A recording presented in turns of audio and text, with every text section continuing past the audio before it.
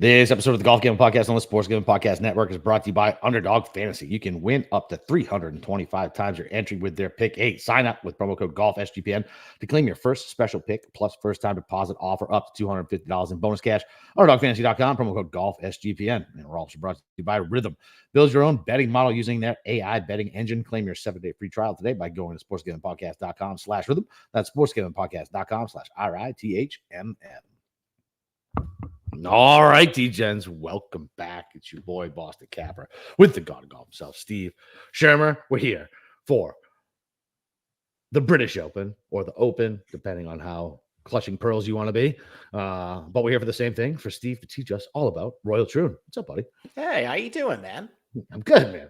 We're doing it early, right? Wanted to kind of get a jump. So Friday night, I got a cocktail, got my nicotine in. I'm ready to learn about my mortal enemies' golf courses. Well, no, this is Scotland. So this is that's right. It is Scotland. That's right. They're aligned with you. Yeah, you know what's funny? So I do that 23andMe, right? It's literally 100% Irish, and then you see like it's called British Isles. So I was immediately wanted to like stick my head in the oven, right? But then you drill down a little bit, and it's all Northern Ireland, which they consider Britain, and then Glasgow. So I have some Scot in me. Okay. Well. All right. This is on the West Coast, so I think this is Edinburgh. Glasgow is on the other side, I think, actually near the Renaissance Club, which is a golf course you apparently hate. Watching. Wait, I do hate it unless Ludwig pulls it out. There's actually a city. I'm going to bring this up. I'm going to bring the whole to a screeching halt at some point. I'm going to re-download the 23andMe, and I'll tell you the Scottish cities that I have ancestry, because there's one that's you can't even pronounce. It's just a bunch of letters and hyphens and shit. It's fucking wild. Okay. Well, one of the whole names of Troon is something I had trouble pronouncing. So pardon me if I butcher it. But now, before we get into it, we kind of alluded to it. We got the Scottish Open going on right now. Yep. I am eagerly awaiting how my weekend's just going to get absolutely ruined, given who I bet pre-tournament. But no, what are your thoughts about the course? How it's playing? I don't know. Give your hottest take. Easy, like always. Like, I don't know. I just get upset. Like, I want tough conditions, bloodbaths when we go overseas to, even if this isn't like a true links, like, man, like there's no wind is tough. It's just a tough watch. These guys are just eating it up. And I don't know, like, unless you're in the dead fescue, like way left or way right, you're fine. Like, it just kind of stinks. Mm-hmm. Yeah. I mean, getting a lot of rain on Wednesday didn't help. I remember the last couple Scottish Opens at the Renaissance is once the ball hit the turf, especially on the greens, because they're so undulated, the ball just kind of rolling and rolling and rolling. Exactly. Here it's just stopping. Yep. So yeah, it's a little disappointing, but I bet Ludwig and Morikawa. I am looking forward to seeing Rory end up winning, because I had a couple drinks last Sunday, went on the NASCAR Discord, told them all to single bullet Rory, and what did I do? You did what? To NASCAR bettors. The NASCAR bettors. To the NASCAR bettors. And they all ended up parlaying Rory with like Denny Hamlin or something for this week for like 33-1. You have to give me reference. Give me a golfer equivalent to Denny Hamlin. Is he like another Rory? Denny Hamlin. Denny's probably, I would say, like Justin Thomas. So he sucks? Yeah. No, he's very talented. He hasn't won in years and is just living off his name. So that's the thing. He hasn't won he hasn't won a championship yet, but he's won a lot of races. So I guess who's that guy now? I don't know. It feels like everybody's won a major championship. No, Cantlay maybe. I guess. Yeah, he's probably Cantlay. Cantlay's got a fake win too. Did a driver like crash in the last lap and he passed him just like he took John Rahm's fucking win? I mean, technically the point system now for NASCAR is kind of all fake. They're kind of making it along as they go along, and I don't know. The PGA keeps doing this too. They're like, and the ultimate prize, the FedEx Cup. I'm like, shut the fuck up. It really bothers me. It's on PGA radio.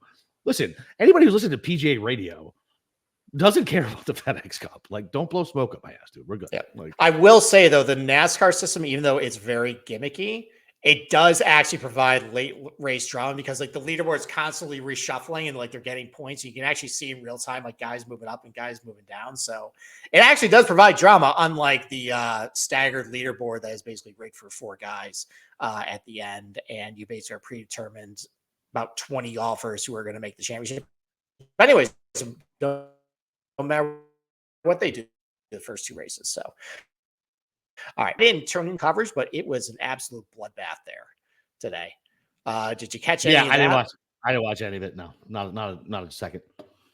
Brooks just mailed everything in. I think he doubled his opening hole, started out +4. I think all my outrights are basically dead at this point. I bet Cam Smith. But I I think bet Cam Smith and Cam Smith only. But I would like to point out that Kim is ahead of Brooks Koepka after day 1. I just would like to throw that out there. Anthony Kim was like T12 at like one point. I think he was I 1 under. know. Guess who didn't Yeah. bet him top 20 for like the first time? Other than I think I quit it like two tournaments ago. Yeah, well, congratulations. I'm glad you actually sobered up with betting Anthony Kim top 20. Let's not get crazy with the sobering up. Okay. All right. Well, I mean, I went on the the preview show last week with Cam talking about the live event. And I think that's actually a better comp what they're playing versus what they're going to play at Renaissance Club. Because they're not hitting driver lots, a lot of positional golf. I mean, they got some bad weather. This is more driver heavy and American style. So if you're asking me, who's getting a little better warm up to Troon, now we'll go through it. We'll go through the club choices in 2016, what the holes look like. I would probably say the guys in Valderrama actually have a little better test this week. But unfortunately, other than Bryson and Hatton, really, these guys are just not in form right now. It's kind of a struggle bus over there. Hatton, what do you think Hatton's number is gonna? It's not gonna change unless he wins, which doesn't look like he's going to. What do you think it's gonna open at? Well, I mean, it's been out for a while. I saw it. The best number I've seen is 33 on him, but I've seen like 25s. I mean, people are gonna see that he won. People are gonna see that he did well at the Masters and the U.S. Open. People are gonna see that he top 10 here back in 2016. It's gonna be very low hanging fruit to bet Hatton at this golf course. So we have what city did you say this golf course is in? I think it's in Troon. I think it's because Glasgow's on one end and Edinburgh's on the other. Yeah. I forget which one. I think it's on the Edinburgh side. All right. So my biggest out of so it breaks it down by Northwestern Europe 100%, Irish British 100, and then so when I go to the British, it brings in. Hang on, where'd it go? Okay. So all right. So the United Kingdom, when it breaks that down, the United Kingdom, because they lord over countries they don't belong to lord over, is Glasgow City, Merseyside, and then something called NA space H hyphen EILEAN AN space ANALAR. Okay. All right. Well, I was wrong. It's actually on the Glasgow side. So there you go. So your heritage is near Troon. Let's go. So congratulations. Let's go. There you go. And then Belfast, Highlands. Okay. I guess that all right. makes sense. Okay. All right. Well, thanks for letting everybody know where you come from. So. Oh, that's not what that's only the British side or the United Kingdom side. The rest is just straight Central and Southern Ireland. All right. Do you want to move on to Troon and talk about the golf course? Yeah, I guess. I mean, so I guess before you start breaking down the holes, I guess give like just like a 40,000-foot view of before we like really get into it, like what we can expect, right? Is it true links? Is it not true links? Just I mean, like literally bare bones. Like, what do we expect out of the week? Okay, so it's True Links. This is going to be the 10th Open at Troon. Some past winners here: Arnold Palmer, Tom Watson, Justin Leonard, Henrik Stenson. The 2016 Open, near and dear to my heart. Several things I will talk about tonight will reference. Are you going to jerk off over Stenson? Oh, I absolutely am. I am. This is one of the more enjoyable gambling weekends of my life, and one of the more enjoyable just watching golf. Watching the duel between Phil and Stenson just be miles ahead better than everybody. But from a high level, so why don't I actually just bring it up the golf course right now? Let's go. Let's do it. So here we go. This is the overhead of Royal Troon, established in 1878. Where you're looking at right now, the old course at Troon. The layout was created in 1923 by James Braid, who was a 5-time Open champion, also redesigned Carnoustie. So there's some links there. And basically, this golf course is, I would like to call, like a 3-act play. So the first 6 holes, and it probably, I'm sorry, were you going to say something? Yeah, I just laugh. I'm already laughing because I see Phil Stenson multiple times highlighted on here. Well, that's the thing is I went back. I actually did this in December. I went back and looked at, or watched the video of their final round. Yeah. And I just put a push pin into where their tee shots went, which is very helpful. So I will show you what types of clubs they hit, what the proximity buckets are. I'll show you what the layouts of the holes. I'll show you some pictures. So that's what I'm going to do. But overhead, so the prevailing wind is generally off the water here. So coming from the west. So this golf course is basically like a play with 3x. So the first 6 holes tend to play downwind, very gettable. If you're going to get some birdies, you're going to score, you got to come out firing. And I'm sure that's probably going to make you upset because I'm probably going to get a big text message saying this golf course sucks. They're just going low. And that's by design. There's the first 6 holes had 2 par 5s. They're downwind. 3 of the first 6 holes are like 370-yard par 4s. It's designed as like, you know how George Thomas golf course is like a gentle handshake. Yeah, the first 6. Yeah, the first 6 holes are basically like, this is the Open. We're going to get you into your round, get you off to a good start. Then shit gets weird.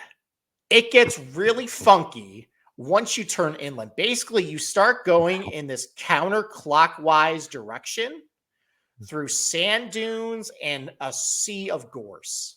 And I wish you could hide your little comments like over the things Thomas Peter Memorial. Like I know. Like I'm already seeing stuff that's making me giggle. Well, we'll talk about the Thomas Peters Memorial when we talk about the gorse over here. Yeah. And then the last one is it comes back in. Now it's into the wind here. So you're going downwind here. These are all crosswinds.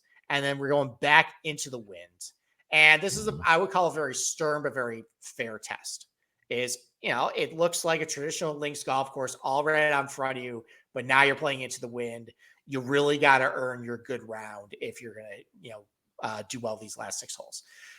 So that's the golf course just in a nutshell from 18 holes. As far as some other nuts and bolts about it, it can be, when the weather is up, it can be a very difficult track. Obviously you get the wind coming off here. It's very exposed, especially on, the first 6 holes and the last 6 holes. The rough is also a lot more penal than it is at other Open Championship venues. I'll actually show you a picture right now of what the rough looks like. So this is the fescue rough. And this is a lot thicker than what you're probably seeing at the Renaissance Club. It's a lot thicker than what you saw as like St. Andrews. Like this is actual. I mean, like now you can have the ball kind of sitting up, but like if you get the ball like kind of buried, like it's gnarly, this stuff. Yeah. So and they've had a very wet winter. And I actually saw an interview with a caddy at Troon. He said this is the worst, the rough he's seen it in years. So like worse is in like the toughest, or worst is in like shape? Oh, like toughest, like thickest. Okay. And the club was thinking about cutting it down. The RNA said, are you gonna be able to grow it back up, quick enough for the Open? And what's great about the RNA is, unlike the USGA or the PGA of America, is they don't listen to players complaining. Well, I take that back. Last year, because remember how the bunkers were raked at Royal Liverpool to just kind of funnel everything towards like the faces, and the players are like, "This is unfair," and they're like, "All right, fine, this is unfair." So yeah, that was unfair. That was blatantly unfair. So they ended up listening to them. It was also awesome. It was great. Awesome. Well, because Justin Thomas, for the fact that Brian Harmon somehow won. That is the worst major winner of my lifetime. That's definitely not the worst major winner of our life. Yes, it is. He's the No, worst. Sean McKeel was the Nope. worst major winner of our life. Nope. Did he waggle over the ball for 900 fucking years on every single shot? Did he treat volunteers at golf tournaments like pieces of shit? No, but he dressed horribly, and that was his only career What is win. Brian Harmon on the cover of GQ? Fuck Brian Harmon. Fuck Brian Harmon. I'm on record of that. All right, I got a soft spot for Brian Harmon. I wish Why? he players. He's a prick. Exactly. He's kind of a hard ass. I like the No, he's quote not he a made hard about- ass. Listen, as a short guy, okay, like he's shorter than I am, and his Napoleon complex is on 100, right? Like on 100, and the waggle is too much. It's too much, way too much. Okay. All right. The waggle is pretty bad. I will give you that. It's not as bad as Tom Kim's, but it's pretty bad. It's pretty bad. Tom Kim's, I feel like, is almost like a glitch because we hadn't noticed it before. Harmon is painfully slow. Okay. All right. Well, anyways, the rough is very thick here. There's also a ton of gorse, specifically when you go inland here. Well, I'll show you all the gorse. It gets to be very, very difficult. And obviously, these pop bunkers, especially in the fairway, it's like Royal Liverpool last year. Like if you find yourself with a pop bunker off tee, it's a one-stroke penalty. You're not advancing the ball. If it's too small, it's a wedge out.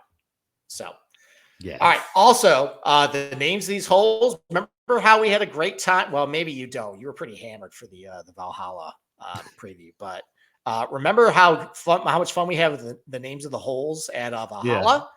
Yeah. These holes are much better. They're much better named because this is actually an old golf course with a lot of history and actually a story behind all these names. Yeah, exactly. So, all right. This is the first hole. This is a par 4, 367 yards. It is named Seal. And the reason why it's called Seal is there's actually these chain of rocks over here where Seal actually greets. Seal actually greets all the golfers and sings "Kiss from a Rose" before every tee shot. So, no, how dated is that reference? Yeah, so I don't know who's going to get that, but can we talk about like somebody like he's got to be like top 3 out kicking his coverage, right? For like marrying up. Heidi fucking Klum. The guy looks like he got stabbed in the face with ice picks. Like it's insane. Like it's Seal outkicked his coverage. I mean, didn't he have isn't he have like a tragic fire when he was like a kid? I don't know. It doesn't matter to me. It's outkicked his coverage. It's Heidi Klum, and he married the weird guy with the terrible video when I was a kid. All right. Well, anyways, this is called Seal. It's called Seal. It's because seals come here to basically bathe in the sun. So, like I said, first 6 holes supposed to be just like a gentle handshake. This is only 367 yards. Now there are some pop bunkers at about 254, 268 over here. Who's hitting it there? What's that? Nobody's hitting it there. Well, so here's the thing: is the 2016 Open. When I said that this all plays downwind, usually the winds were actually flipped in 2016. Ooh. So the first 6 holes actually were playing into the wind. Okay. So these guys were not able to take advantage of some of these holes. So for example, Stenson and Phil both hit irons because they couldn't, in 2016, they couldn't they didn't want to hit it, near these pop bunkers at 300. This is all out of bounds over here. There's thick rough. So it goes to wonder though, if it's downwind, will you see maybe some guys take driver because they can, hit it over most of stuff. Yeah. Now, this pop bunker right here at 319, that's new. So if it's downwind, you get the ball kind of going a little bit to the left, it's going to end up there. Also, this green has a lot of pop bunkers.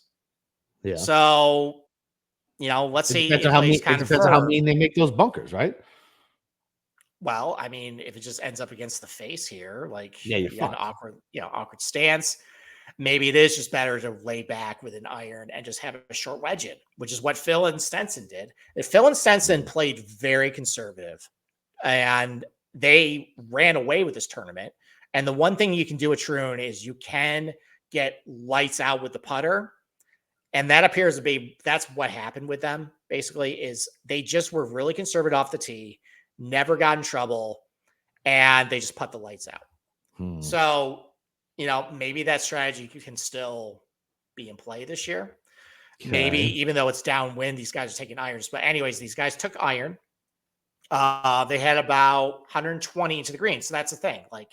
Trade-off is, okay, I could try to drive the green, but maybe I'm in a bad lie in the bunker, or just hit an iron, set a 120-yard shot into, kind of a gentle green. It's not all that undulated.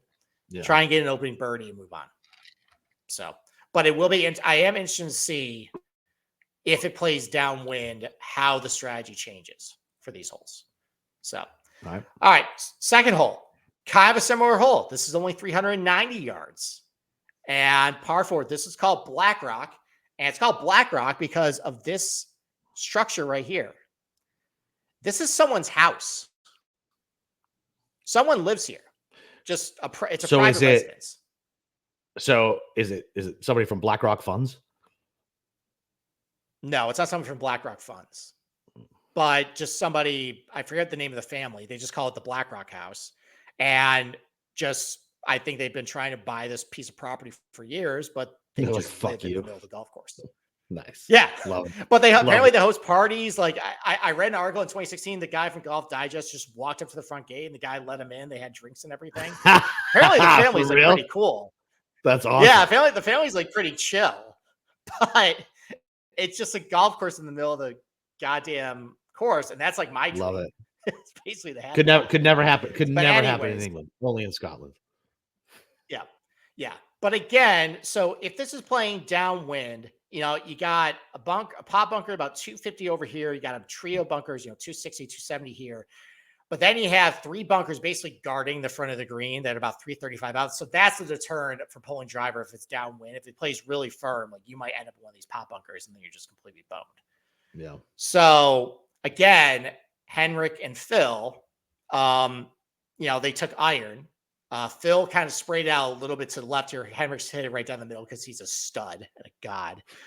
There's really thick rough over here. Again, out of bounds is over here. So, could you pull driver and be aggressive if it's downwind? Yeah, sure. Is that really the smart play? I don't know. I mean, I think if it's into the wind, again, I think the answer is clear. I think they're just going to hit an iron and just, again, set up. They set up, they had about 165 to 170 yards into the green. Again, that's a shorter iron for most guys. And, these bunkers, these greens, again, pretty well protected. A couple bunkers in front. So if you, kind of flare out your shot a little bit to the right here, it gets caught up in the wind, it's going to go short into one of these pop bunkers. It's going to be really tough getting up and down. So that's the second hole. Third hole. Again, another short par 4, only 377 yards. This is called Gaia's. Gaia's. I don't know. This was what is it? It's Gyaws. I don't know how to say that word. Yeah, guidance. But apparently it's an old Scottish word meaning furrow or drain. And it's because there is the burn that runs right down the middle of the fairway here. It's about 284 to carry. So if it's downwind, you can carry it, but it gets really narrow. There's there's a sand dune over here. If you miss it right, it's a really thick rough. You don't want to be there. Thick rough over the left too. So again, when I'm looking at that, how narrow is that? Right, right this there, right here. Right there. Yeah, how narrow is that? So this is 21 yards. Then you have another 32 before you get to the really deep stuff. Okay. It's pretty narrow. Yeah, it's pretty narrow. So again, Phil and Stenson just hit iron, because they didn't want to be all that reckless. And they had 135 yards into the pin. They played smart and they just hit a wedge in. And, that's part of the reason why they got a really low score. But again, so first 3 holes, okay, the strategy in 2016 changed because the wind was into them. Will it change this year? I don't know, but it's a really short holes. You can just hit iron, lay back instead of kind of a shortish iron into the green and then try and make a putt, if you ride kind of a hot flat stick. Yeah. So, again, though, shorter par 4s, gentle handshake in. This is when I'm going to start getting the angry text message from you at 3 a.m. saying this course fucking sucks. Okay. Yeah. Sounds about right. Yes. All right. Now we got a par 5. This is called Dunure. This is named after a nearby village of Dunure, and it's a ruined castle. It's par 5, only 566 yards. Again, if it's playing downwind here, it's very gettable. You have to get birdie here. Here's the thing, though. I don't know if this is going to be a new tee box back here because the Open Championship lists this as $599, but the official Troon website only lists this as $566. So I don't know. This was all gorse A couple years ago. They cleared it out, all that stuff. I don't know if a new tee box here. If it is, then it can play up to 600 yards. So that's cool. That's a long par 5. Yeah. Well, we're going to get to a really long par 5 in a little bit. But, optimally, though, this is a driver hole. Stenson took 3-wood because he just always hit 3-wood. Phil hit driver. This is just one where you just got to nut up, hit it over the right bunker over here. Obviously you want to avoid these pop bunkers over on the left. Now, if you have a downwind, you're probably going to be able to carry it. So it's not going to matter anyways, but sets up, it's only 555 yards.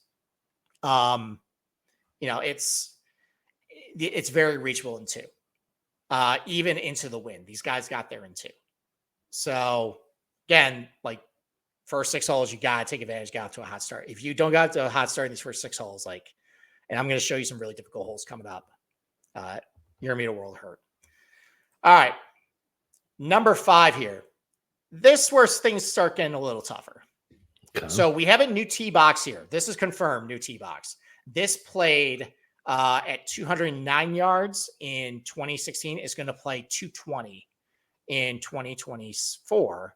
Okay. This is called Greenan, and there's an old castle called Greenan that's near the area. It lends the name to the 5th hole. See, Valhalla, we're not just trying to jam in Scottish culture. It actually is named after stuff around there. It's been around for centuries. Anyways, if this plays into the wind, tough hole. Well bunkered, a lot of gorse over, a lot of rough over to the right here. Again, if you balloon your iron shot, it's going to end up in this little pop bunker over here. This can definitely be something where you can get yourself in trouble. So again, longer par 3, 220 yards. If it's into the wind, plays double. If it's downwind, there's some thick rub back here too. This all feeds into it, so you can go long. Gotta have good iron play. Do well here, but 200-yard par 3, just nut up, hit a good tee shot. All right, I mentioned that really long par 5. They added a new tee box.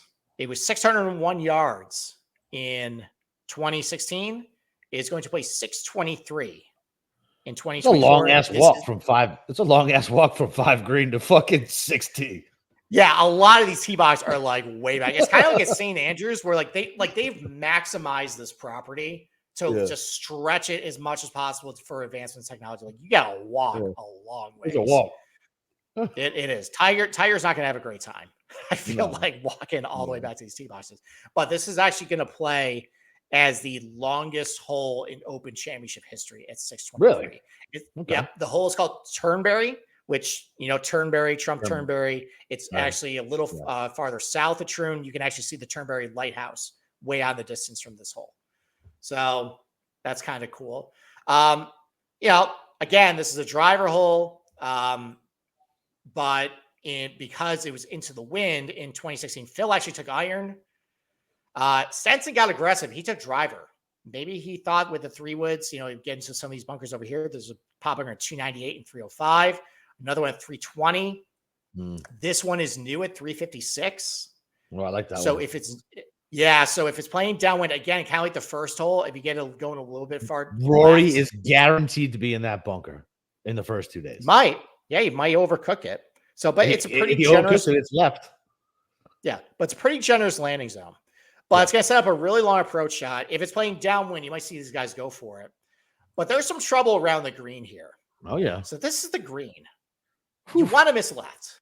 There's not a lot of this is all there. There's. And one thing like the Google Earth doesn't do justice, there's a lot more land movement with the fairways than this gives it credit for. But this is, you can get up and down. If you miss right, though, and I'm actually going to show you what's right of the green here. Where's the picture? Where are you? Okay, here's the green. So this is a giant sand dune right here. And that's a lot of really gnarly rough over there. Yeah. And actually, the guys in No Laying Up put a video. They played Troon in absolutely horrible wind conditions. If you want to see these guys just get their asses kicked, go play it. Tron ends up up here, and he just cold shanks one onto the beach. Oh no! From up there. Solly ended up down here. I think ends up hitting it putting the lane inside over, ends up in a pop bunker. But yeah, like if you miss left, you're relatively fine. If you miss right, though, like Dead. Could you come back off the bank here? You could, but Yeah. with this pretty thick grass here, it might get caught up and you're just in a world of hurt. So you can't miss right on this hole. Yep. But again, par 5, it's got to be scoreable. And that is the end of Act 1. Okay. And now shit is going to get funky. Let's get weird with this. Now we're turning inland. This is the 7th hole. This is called Tel El Kabir, and this is named after the Battle of Tel El Kabir in 1882, which is about when this golf course was built. Do you know anything about the Battle of Tel El Kabir? I do not. No. Okay. This was a famous battle between the Egyptian army and the British army when Britain was trying to colonize Egypt.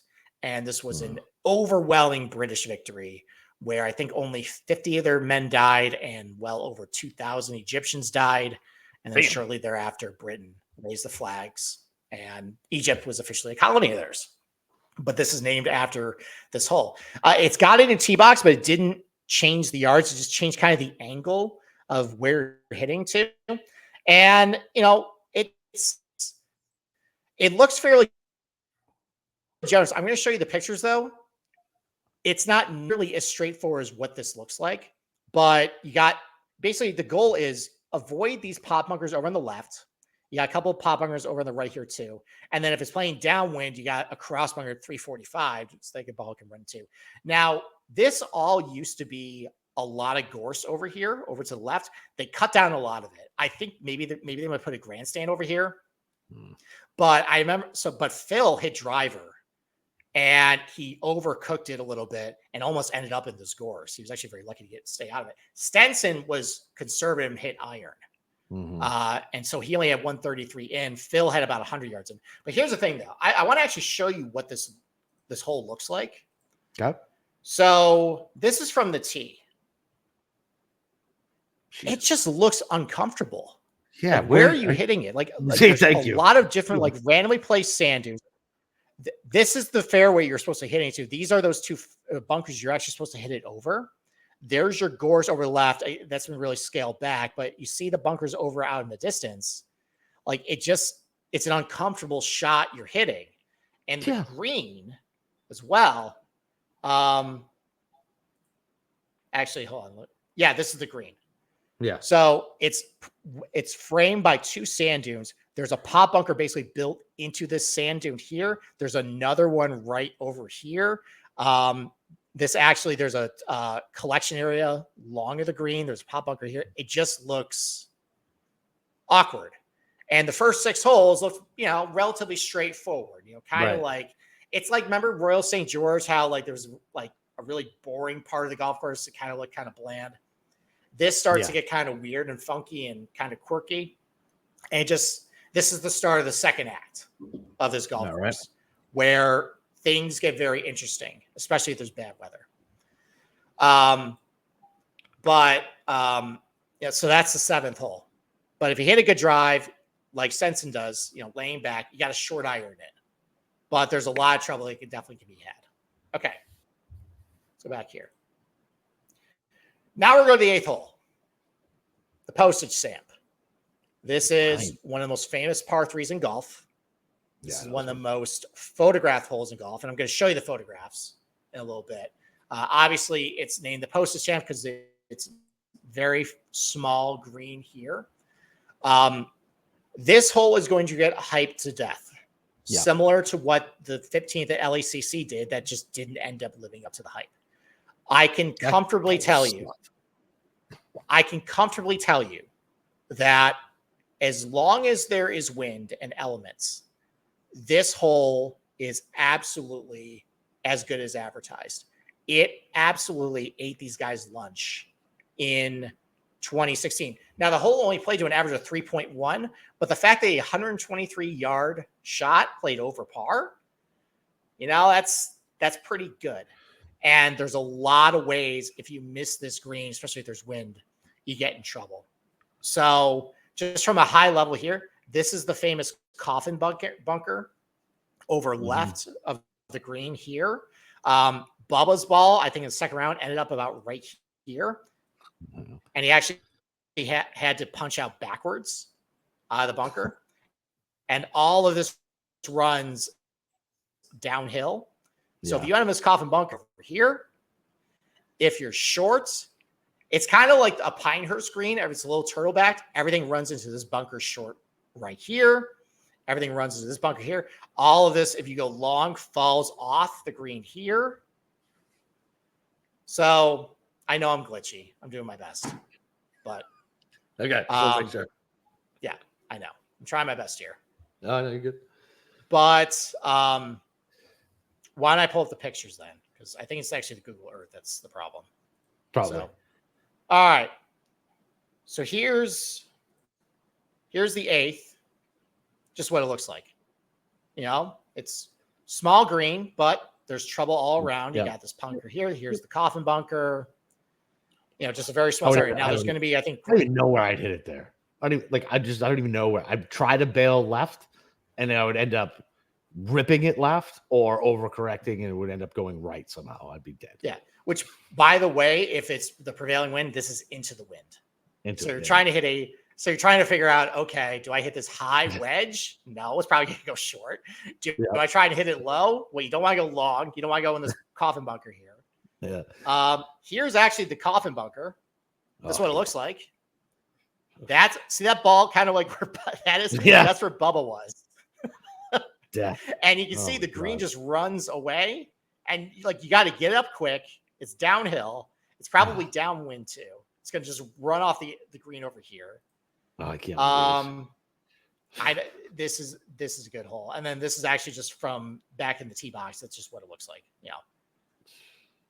It's just uncomfortable. It's hard. You got to hit a good shot. Now, if you hit a really good what shot, a pretty fucking golf course, man. Yeah.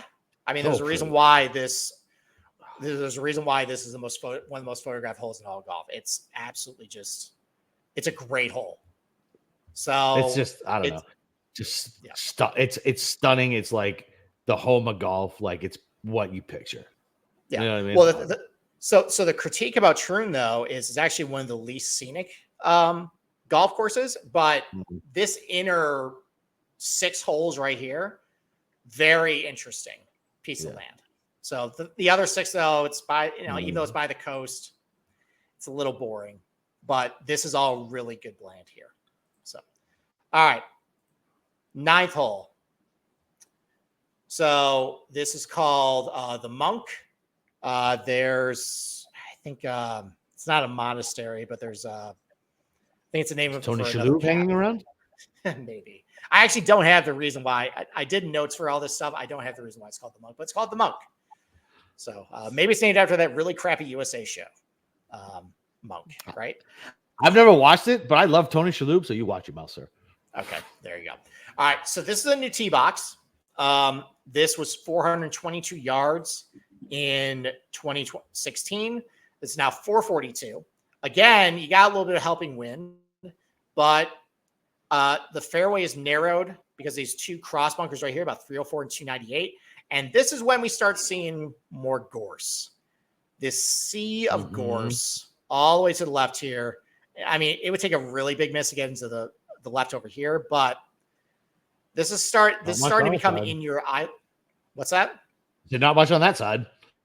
Yeah, it's starting to become in your eye. It's starting to become in your eye line off the tee, and like it's not easy to look at. It's something in the back of your mind, like don't hit it there, because it's a 1-stroke penalty if you hit it in there. Even if Xander Schauffele tries to say this, temporary immovable object or something. I think he did at St. Andrews. I lost money because of that. Not that one. It was when he was somehow 30 feet into the bushes and was able to get a fucking free drop of some bullshit. The tournament he won, the fucking major he won, that took money out of our pockets. Well, first, can we just talk about this? Can we talk about this neighborhood?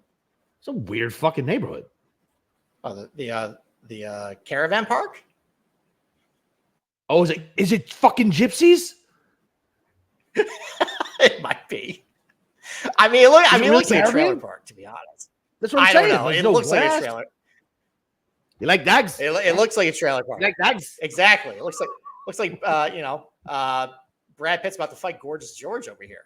Let's go. So that might even be a dated reference at this point, Steve. That's how old we are. I don't know if people even it's know a very dated reference, but I love the movie Snatch. But anyways, so there's not a lot of room to, especially if it's playing downwind, there's not a lot of room to miss long. I mean, this is all like kind of a backstop here, but it's all really thick rough. So don't back. I'm so much more interested in the neighborhood around along the ninth green. Yeah, we need a deep dive around. Yeah. Everything falls off here as well. Fine, that'll be the next podcast. So I do that. So Phil and Stenson, they both hit iron because they just this. Go ahead. Because you're glitchy, we're stepping on each other. I don't know. Me too. So I was gonna send Matt. He's gonna do a man on the street around the ninth green. I have to know what this fucking neighborhood looks like. I have to. Okay. Because this was into the wind, these guys lay short of the bunkers here. They both had iron in, but they both had only 155 yards in. Again, not a long iron here. So, all right. 10th and 11th hole. This is just weird golf. It's uncomfortable golf. And it would probably do justice. I'll zoom out here.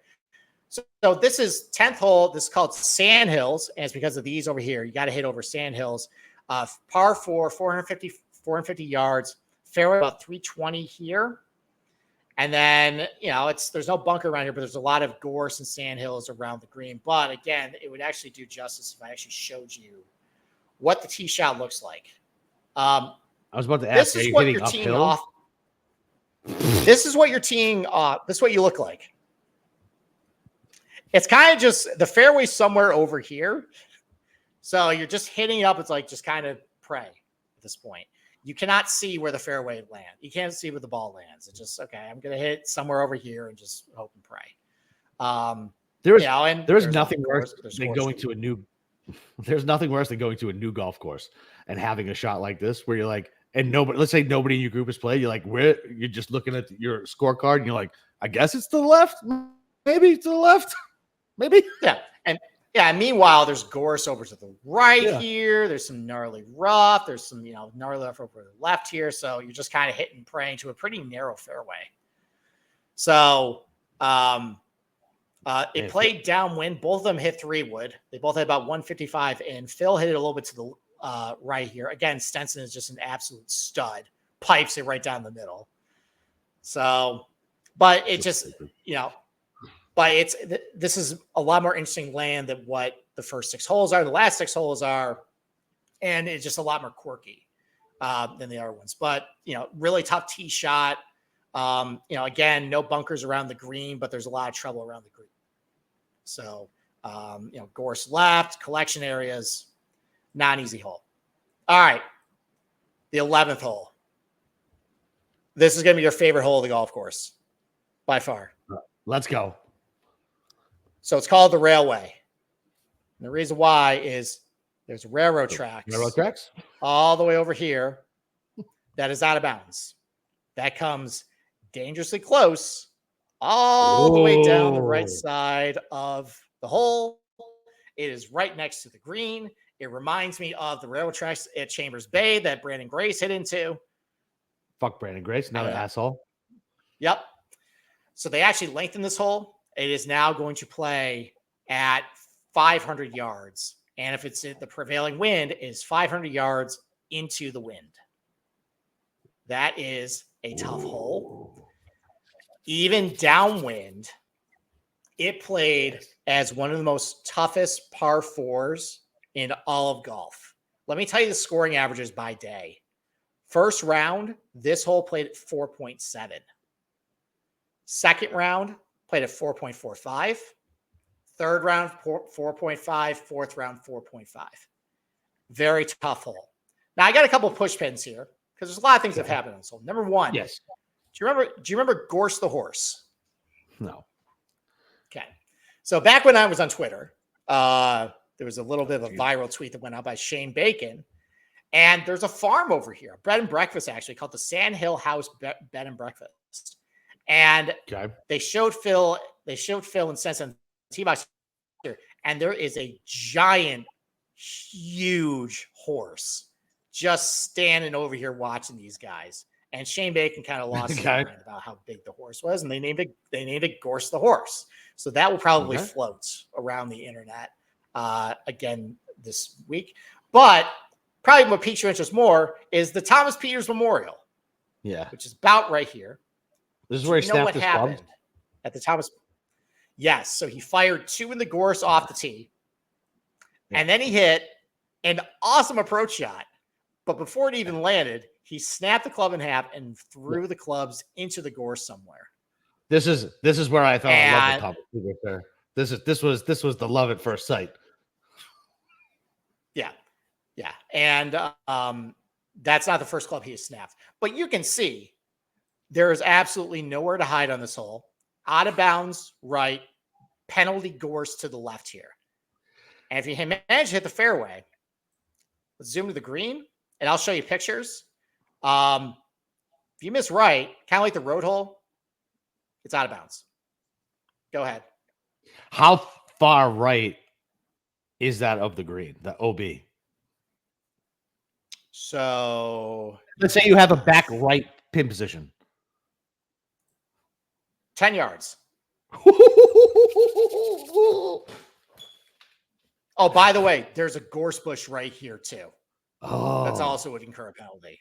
Oh my God, 10 yards from a back right pin position to OB. That literally makes my dick move. Yeah, let me actually show you the green, because that you can see the wall. There it is. There's the wall. There's the green. There's the wall. Oh, it's yeah. You got another tree back here as well.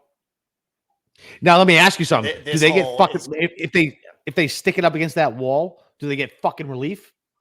Free relief? No, that's a boundary wall.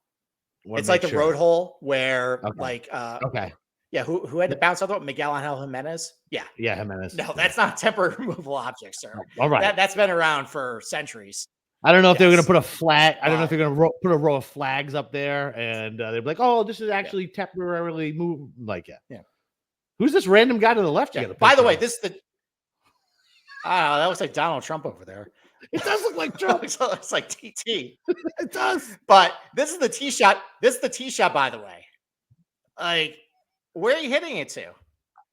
Now, the optimal line, by the way, is taking it to the right over all the gorse, but you're bringing it out of bounds into play. And then the safe shot is to hit it left, but you're hitting it towards the gorse. You're essentially hitting it like towards water at this point. You're going to love this hole. Oh, I'm so excited. So the thing is, though, because it's so long, these guys, they can't hit iron. They can't leave it. They just got to hit driver and go for it. So Stenson hit 3-wood because he just hits 3-wood. The blue hit driver. What's it called? The Blue Monster? What, Doral? Yeah. No. What was Stenson's 3-wood? Oh, Blue Diablo. Nah, thank you. How am I referencing some fucking Stenson club? Look what you've done to me. Yeah. They both had about 180 yards in. But if it's playing the prevailing wind, it'll be into the wind. These guys are probably going to have like 200 plus yards, and they're all going to have to hit driver. This could be car crash city. This place. And is it Friday? Friday looks really bad already. I think Saturday looks bad. I mean, it's Scottish weather. It's been moving around, but there's going to be a couple days of wind. Now, the thing is, though, what I've noticed is a couple of those days, the wind's going to flip around again, and it's coming from the wrong way. So this is actually going to play downwind if that's the case, but that just means sending it farther into the gorse or sending it farther out. I love it, Steve. I love it. Might be all right. All right. Let's go to glitchy Google Earth. I hope this comes through on video. These are the tournaments that when I watch, like, I don't even care if I don't have a horse in the race or if I've lost a shit ton of money. I just enjoy golf when it's like this, like when it's difficult and mean and the course comes up and bites you. Oh, I can't wait. I'm so excited. Yeah. I mean, I think Troon, it often gets overlooked as an open venue. I think this is a very compelling venue as far as just how the golf course layout, first 6 holes, really easy. These holes kind of tricked up cartoon golf, but screw it. Like if I'm watching these guys trying to be entertained, like if I want to see some guys like drama in the middle of a round, some guy really screw up, and there's a lot of opportunity to do that here. So, all right, so this is the 12th hole. This is called hot take.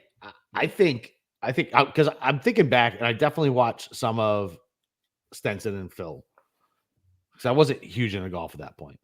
I was playing it. I wasn't gambling on it. Based on the setup and what I've already seen and what some of the YouTube stuff I've watched, I think this might be hot take better than St. Andrews. Just saying. That's a very hot take. That's an extremely There's no teeth hot in St. Andrews. There's no teeth. I get that it's like the birthplace of golf and shit, but when guys are taking fucking 5 hybrid up to the green on fucking 18, what are we doing? I know. Well, that's the thing, though. It's like, even though there's a lot of teeth and a lot of difficulties to this golf course, these guys still got to 20 under.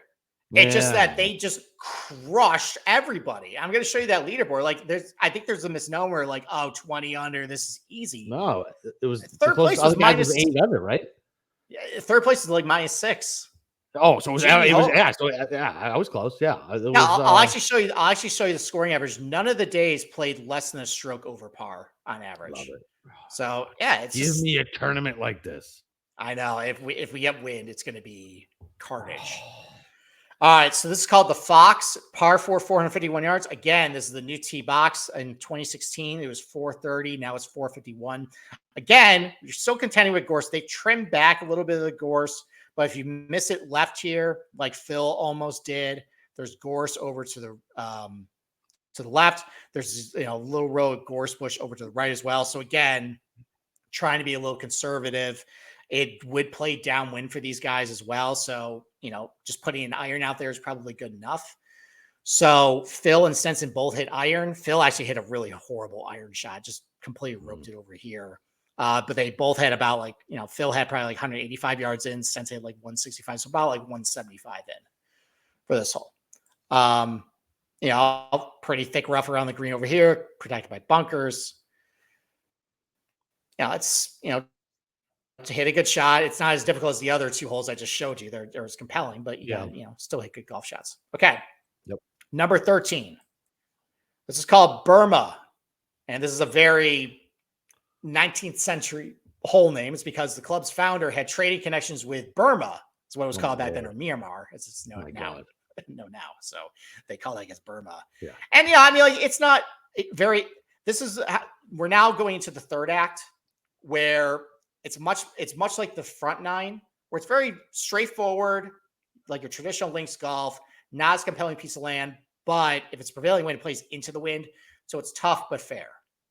So, you can score down this stretch, but you can't make mistakes. You have to work for it. It's not the most exciting finish, but it's going to be a proper test of golf. Okay. So you're turning back in. It's a tight landing zone here, 473 yards. Green is very small. It's slightly raised. That's the challenge of this hole. There's thick rough to the left and right here. So no bunkers, though. Both Stenson and Phil hit driver, and that's just going to be the case here. Like, there's no deterrent not to hit driver. You just got to hit a good shot.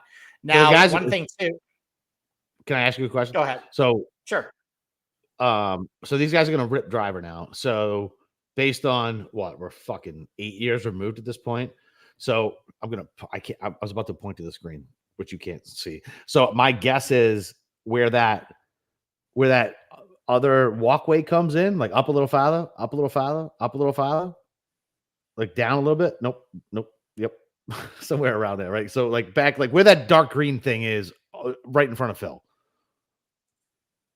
How far is that? So that little sand dune there. Yeah. How far was that? I mean, that's 360. So that's where Rory, but that's where Rory and Bryson and guys like that are going to take it, right? But if it's into the wind, they won't get there. Not into the wind, but if it's downwind. Yeah, if it's downwind, they're going to get to where Phil and Stenson were, which is like 350. Yeah. Well, if it's into the wind, they're probably going to be here. Yeah, but because it's downwind, they only have 135 in. So again, it's going to depend on how the wind goes. Like if it's into the wind, it's going to play a lot tougher. than what it did back in 2016. It's a wedge in if that's the case. It's still very narrow. Yeah, hit the fairway, but if you do, this is a birdie hole. Coming if it's downwind. All right. 14th hole. This is called Alton. It's part of the Fullerton estate. I didn't care to go into who the Fullertons were. It just, I guess, a part of it. So, 200-yard par 3. New tee box. It was 178 in 2016, 200 yards in 2024. And if it's playing into the wind, one thing I like about some of these holes coming down the stretch is if you just hit a really wipey fade, just not good contact, it's going to end up short right in one of these pop bunkers. And everything runs towards the bunkers too. It's going to punish you. But, very straightforward iron shot, just, long iron in. Not a very easy up and down because there's, it runs off on all sides. But yeah, just nut up, hit a good shot. Go ahead. All right. So let's say if they're running everything towards the bunkers on lots of these greens, what days are they going to give the short-sided, like, you want to fuck up? You want to be greedy? You want to go into a bunker? Here's 6 feet off of where the bunker is. Like, what day do they Saturday. do that? I would say probably Saturday. Yeah. Or Friday, maybe to like cut day. Like, okay, let's, I'm hoping it's Friday. Might be. So, all right. So that's 14. 15. This is called Crosby. It's named after a small fortification near Alton at the Fullerton Estate. Again, I don't know what Fullertons are. I don't really care.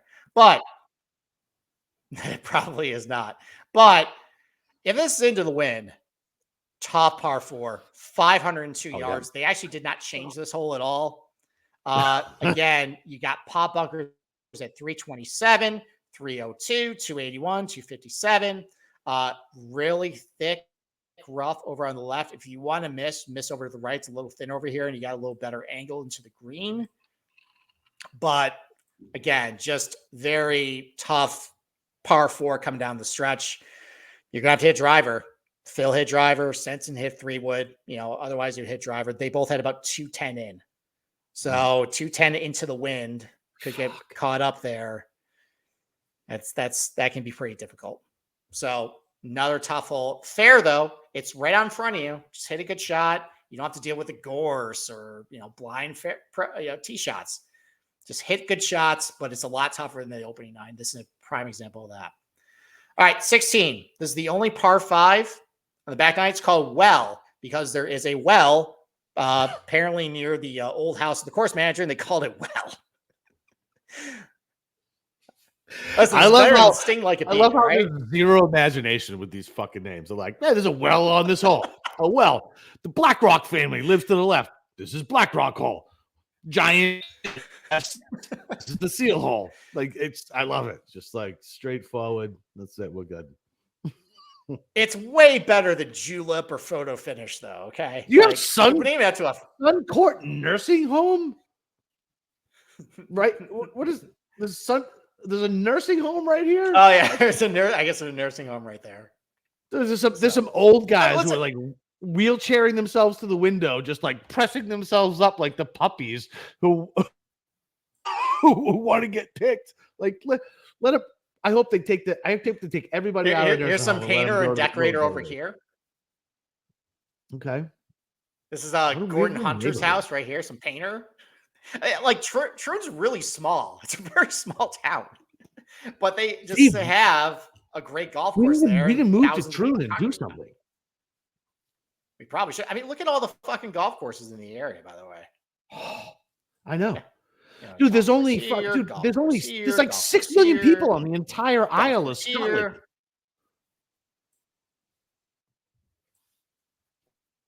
Their biggest city is 600,000 people. Kilmarnock, still going. Why don't we move to Scotland then? Seriously, let's do it. All right. Anyways, let's go Well. There's a new tee box in 2024. They played 554 in 2016, 574 in 2024. Now, again, the burn comes into play, bisects the fairway. If it's into the wind, it's a 315 carry. No one's getting over that. No. Even and if it's downwind, if you're a shorter hitter, you're just going to run right into it. So both Phil and Stenson, they both hit iron. They had like 295 in. And they had it with the wind helping them, but even still, they took less than driver. That's a beautiful very well protected green. Yeah. Sorry. Yeah. Lots of bunkers left and right, cross bunkers. If you're in the thick stuff, you're punching back out. You could end up with these bunkers here. Just top par 5 coming in. I think you're really right, 17. If you're on that, this delay is fucking killing me. That little pot bunker off to the left, like if you're meekly trying to go for the fucking green out of some horrible shot. No, the one up front. There you go. That one. Like, man, if you end up there, no, the other one that you just had your fist on. If you end up there, yeah, it's just not your day. It's just not your day. It really isn't. It isn't. And again, by the way, if you just leave one kind of floaty up in the air, there's the bunker short. But I love that because even pros will do that leaky right shit. Like the clean left. No, buddy. It's going right. And it ends up there. Yep. You catch it. Yeah. You catch it a little close to the hosel. We've all done it.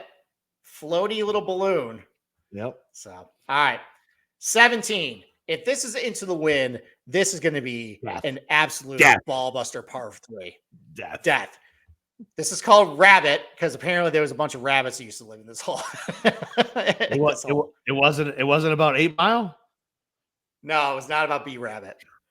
So, but this was 220 in 2016. It's going to play 242 in 2024. Ooh. If this is into the wind, Zach Johnson's probably hitting driver. And not getting there still. And not getting there. I mean, there's plenty of room for him to bounce the ball up, though. Again, though, if you leave it high and floaty to the right, look at all these bunkers over here just waiting to gobble that ball up. How do you leave a 240-yard shot like floating to the right? Shots. You can't. I don't know. Well, maybe you bounce the ball in there. But again, bunkers to the right here to gobble up that stuff. Just top proper par 3 all around front of you. Unbelievable. But you got to hit a good shot. All right. So 17 and 11 are going to be my favorite. 17 and 11. We need to look for offshore books who just do like random who's hitting what's the overall score? 17 and 11, right? Yep. 17, 11, maybe 10 as well. It's just a blind tee shot or 8. Yeah. Yeah. Postage stamp's going to be fun. That's one where if they do featured holes and it's really windy, I might just watch that all day. That's going to be Are we on Peacock? All right. Are we on Peacock again? So we're on Peacock from 1:30 to 4:30 on Thursday and Friday. Then we're on USA, and then we're on Peacock from 3 to 5. We're doing that bullshit again. But no Peacock over the weekend, at least. I just stopped the Peacock prescription. Now I gotta fucking do it again. See, I just kept it rolling. They're gonna dig me for another year. I just kept it rolling. I do month to month. I just kept it rolling. I don't know what I did. Yeah. All right, last hole, 18th hole. Now let's put a little context behind this. By the way, yep. I'm sweating the Stenson outright. Okay. The only person sweating the Stenson outright. Yeah. 2016. What was his number? 40-1. Oh, okay. Good number. Phil's down 2. Stenson flags one on 17, hits it to like 6 feet. Impeccable iron shot. Phil hits this crappy little shot, runs off the green here. Ends up chipping back on. He has like 15 feet, jars the par putt. Now at this point, Stenson's been hitting everything with the putter, which is completely shocking to me as a Stenson fan because I have seen him miss so many putts on Sunday over and over and over and over in contention with major Sundays. But he's been hitting everything. I'm like, oh, it's going to go in. He misses the 7-footer, which would have absolutely just put Phil away at this point. Now we're going to 18. Stenson has a 2-shot lead. Obviously, birdie for Phil, bogey or double bogey for Stenson. Flips this thing around. I'm starting to have a little bit of the sweats. We step up here. This is called Craig End. This is named after a farm that they demolished in order to build the golf course. So at least the memory of that farm lives on in this name. I'm sure the farmer was paid fine. He got some swine, a wife, and a dowry or some shit whenever they fucking built this thing. Yeah, well, that's why BlackRock is not selling their house, because they found out what the farmer got for that. Yeah, they're like, fuck that shit. Yeah, but this hole played slightly downwind in 2016. And again, tough approach. I mean, if you just hit it dead straight, you're fine. That's a lot. But if you're a little offline, you got all these pop bunkers over on the left, thick rough over here. Yeah, pop bunker 311. You just nut up and hit a good shot. Phil steps up, and they're actually criticizing him for his tee shot selection because he's down 2. He's got to make something happen. He pulls 3-wood and is way back. So people are like, what are you doing? Stenson comes up with a 3-wood. He absolutely nukes it. And it's running down the fairway. And it's headed towards this pop bunker right here. And it's rolling. And they got the overhead view, by the way. Oh, yeah. It's rolling. We don't know where it's actually rolling and rolling. And I'm like, oh my God, is this actually going in the fucking bunker? Like, it's 311 away with a 3-wood, and it stops literally like a 1.5 feet from the edge here. I'm like, it's my day. It's my day. So that was very lucky. Now, the green here, by the way, if you hit it long, that's out of bounds. They count it like as it should be, as it should be counted. If you hit the grandstand, you should be penalized a stroke. Yeah. Well, this is the porch, by the way. The grandstands are going to be on the side, but this is just basically the porch of the clubhouse. If you hit it on there, it's out of bounds, which is great. Good. By the way. No, so that's just something to look out. Again, there's actually 2 bunkers in the middle of the fairway right here. Just really short. If you're trying to bounce the ball up to the green, they're like, nope, you're not going to be able to do that. Bunkers right, and left. And Stenson, he got on the green in 2. Phil, I think, had to chip back up. All Stenson had to do was, I think couldn't have to 4-putt in order to win. Ends up jarring the long birdie putt. Wife comes running out. Phil actually hugs his wife first before she got to Stenson, an all-time kind of alpha move. And by the way, I forgot to mention this. This is when Phil... Little Pat Perez move. Maybe. This is when Phil, he's got the KPMG hat. I don't get the joke. Because I want to make another joke. This is when Phil... So it was really windy in the first round, and Phil had this KPMG hat and it didn't fit quite right. So he put a binder clip, and he clipped the hat to make it tighter, and he ended up shooting an 8 under, being first round leader. And because he's superstitious, he wore that binder clip on his hat. Absolutely. The rest of the tournament. I 100% subscribe to that. Listen, I 100%. There's the reason I was a Phil guy prior, because I knew he was a degenerate gambler, super superstitious. First of all, so KPMG is running all these fucking ads on golf, spending God knows how many millions of dollars in ads during golf tournaments. They can't send their main sponsor a hat that fits correctly. That is not a company that I want consulting me on how to make my business better when they can't do the small things right.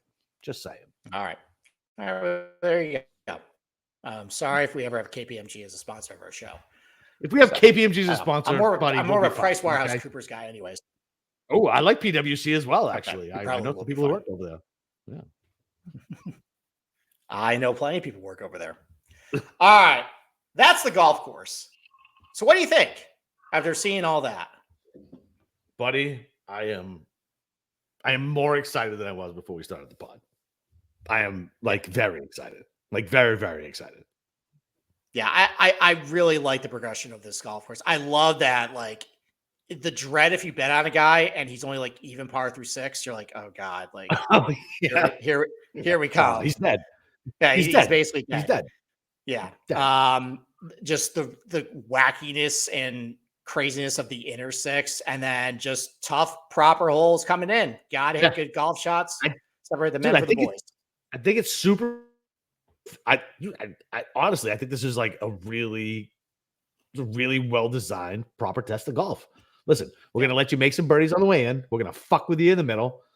It's not gonna be crazy on the back, but listen, it's still gonna play good, or you're gonna Yeah. get fucked. Love it. Yeah. Don't fuck around on the Love last it. 6 holes, basically. Yeah, love it. So Love it. yeah, I think it's gonna be So a who does great it test of fit? golf.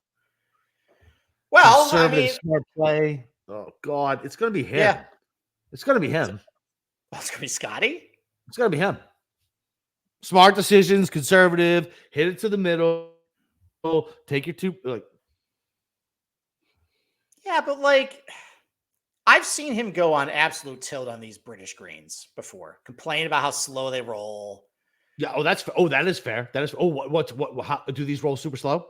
Yeah, they have to because they're on the coast. Yeah, they roll very slow. So that's gonna mess with Okay. him. Okay. You Okay. don't think like him just looking out like just to nothingness is gonna bother him? Hmm. I don't want you to make me put this juju in the air, so I'm not gonna say anything. Okay, fine. I'm not poking the gods. All right. But I mean I think Scotty, I mean Don't say it. and Just we're don't just don't do it. okay, fine. I'm not gonna do it.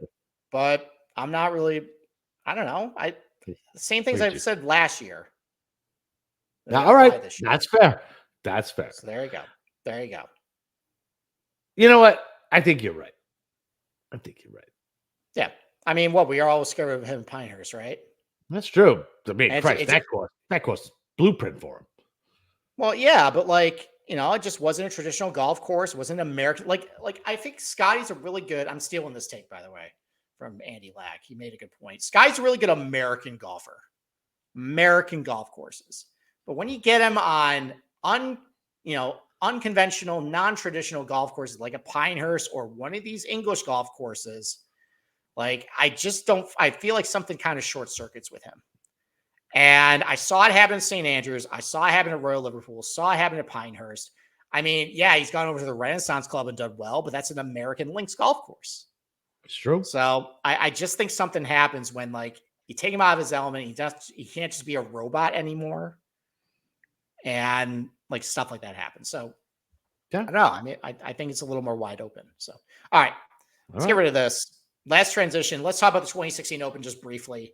Phil Mickelson led. Yeah, we will play the game a little bit. Before we do that, though, I want to go over just who's won the Open and just like what they were doing because there's kind of a trend there. We can talk about it. Yeah. But in 2016, Phil was opening leader, first round 63, gained 9 strokes on the field, and then after that, he put the binder clip in. Patrick Reed 5 under, Zach Johnson 4 under. There's Tony Finau, by the way. Finau got out to a good start, 4 under. Keegs right below him, sir. Ryder Cup captain. With some respect. There you go. Now, there was a big wave. JT and Billy Horschel here. And then here's Stenson, T12, 3 under the first round. Big wave split, by the way. So Phil and Stenson were in the PM AM wave. Yeah. And then the next day, average score was plus 3.4 on the day, but it was because the afternoon played like plus like 4.75. Billy Horschel fired he went 67, 85. That's 85. 85? Yeah. JT went 67, 77. What did the guy above him do? Wait, time out. What did Keegan do? Was that a 68? So Keegan was in the morning. Keegan was T3, only 3 back. We won't talk about the weekend. He went 76, 73. That's fine. There was wind and stuff. Okay. All right. There was wind and stuff. So after the third round, Stenson was 12 under. Phil was 11 under. Bill Haas, 6 under. But we all knew going into Sunday, Like it was just a 2-man show. But that's what made it great that weekend Yeah. was Man. we knew just setting up a showdown between two guys playing out of their mind golf. And that's why Sunday was so special to where Phil fired a 65, gained 7.8 strokes on the field, and still lost by 3. Damn. Because Wild, Stenson gained almost 10 strokes on the field that day. Stenson gained 29 strokes on the field that week. Phil gained 26. Phil gained 26 strokes. The closest was JB Holmes at 14 and a half. Yeah, like 14 and a half like good enough to win tournaments. Terrell. Yeah, so this Terrell was how wasn't even good back then. Yeah, Terrell finished T5. Terrell, what was he? How was Terrell back then? 22? He was probably like 25, 26. No. He's like 32. How old was Terrell Hatton? Well, it was 8 years ago. Terrell Hatton is, I think, 30. He's 32 now. So he's like, so it's fucking 24. Yeah. I said 25, 26. Yeah, so he's 24. No. Yeah, Beef Johnson. Oh my God. What happened to that guy? Yeah, Beef Johnson, 8th place. What happened to him? He's still kicking around. Is he? Where? He's still kicking around. You got it on the Euro Tour. You got DJ at 9th place, Patrick Reed T12. Yeah. So Finau actually, I think so. Finau was T6 actually heading into the final round. Had a 74 last day, but he played pretty well on the weekend. Yeah, played good. But it just goes to show, like, Phil and Stenson just head and shoulders about everybody. But that was how great the Sunday was. Just going back and forth. I think they were tied a couple times during the back 9. It was like the Brooks Phil at Kiawah. Yeah, except I think Phil put Brooks away pretty quickly. Yeah, Phil put up a much better fight in this one. But yeah, you can see too. No, wait, what are you talking about? Phil won. What are you talking about? No. You're not. I got you. Now I understand what you mean. Gotcha. Yeah, Phil put up a better fight in this one than Brooks did. Brooks did. Pretty flat. Yeah. So you can see though, this is the final round. It played 1.8. See how these still played over par, but it's pretty gettable the first 6 or 7 holes. Then 8 through 13 here played well over par, and then a little easier down the back stretch here, but still played pretty tough. So. That's just that kind of shows, like, after you've seen the golf course, you can understand why it just gets so tough in the middle. Love it. And then kind of lets off a little bit at the end, but you still got to hit good shots. But you have to get going the first 6 holes, or else you're going to be left behind because you're probably going to run into trouble down in the middle here. Yep.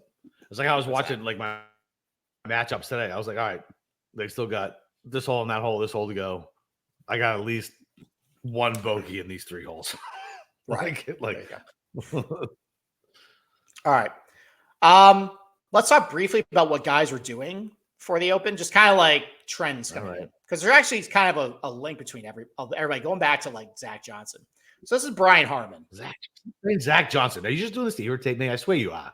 I swear to God, you do this to you. It's gonna tie a point about what these guys are doing. So Brian Harman, before the Open, started hitting the irons a little better, except for the skies, but, good iron performance of the Rocket Mortgage, a T2 at Travelers, was starting to get really hot with a putter, though. And then basically putt his way to a victory at the Open. That's how that went down. Cam Smith. Let's bring Cam Smith up. So Cam Smith was having a really good iron season. Kind of tailed off a little bit ahead of the Open, but, just started to get hot with the putter. So putter is getting hot coming in. Good iron player. I don't really care that much off the tee or, he's great around the green, but hot putter coming in, really good iron player. Callum Morikawa, obviously. Doesn't count. No wind, no fans. Doesn't count. The fakest major that ever was. Yeah, this was the anomaly. Just not putting all that great. This breaks the trend, but great iron player, but just wasn't putting all that great except for the Memorial, which back then was like the only place he could putt. Yeah. Like his best putting performances were a Jack Nicklaus and a Jack Nicklaus heading in. So, yeah. Shane Lowry. Can we agree that was the fakest before major win of all 2019. time? Morikawa's was the fakest. Well, the Royal fakest St. open. George, The it was, fakest it was open. The fakest soft open. of recent memory. Yeah, about a lifetime. Yeah, No wind. I would probably say no I'd probably fan. say so. Trackman golf all fucking day. This is what sucks about sports now, and it's not just golf.